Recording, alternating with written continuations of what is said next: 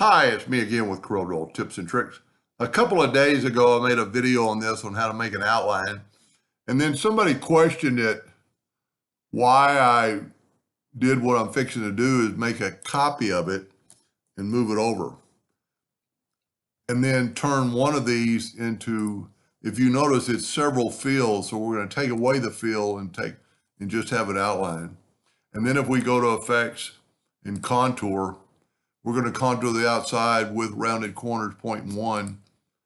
Well, that's not enough. Let's go 0.5.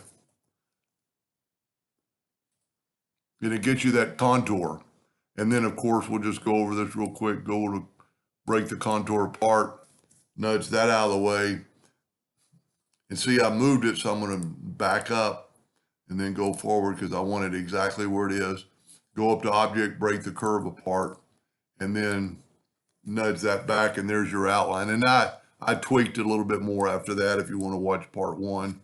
But anyway, this is why you have to make a copy of it. So I'm going to make another copy of it. But this time, because this is a fill, we're going to do the same thing and watch what happens. It contours the fill, so it's way too thick, and you can't do anything with it. Now, you could use that right there, but it's a lot easier to see it.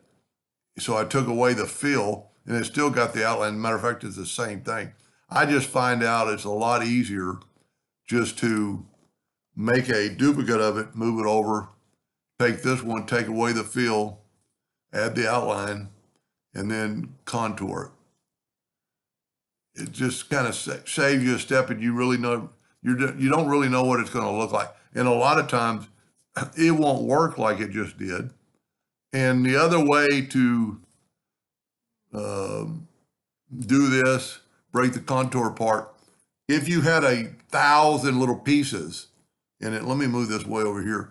If you had 1,000 little pieces to remove, you could always take a rectangle, take your Smart Fill tool and fill that in with whatever color, it doesn't really matter. And we're going to fill it in. And now we have just that outline.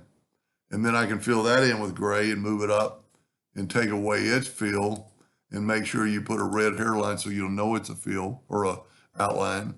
And then make sure it's a hairline if you're going to cut it out. Anyway, I hope that answered that person's question. Thank you for watching.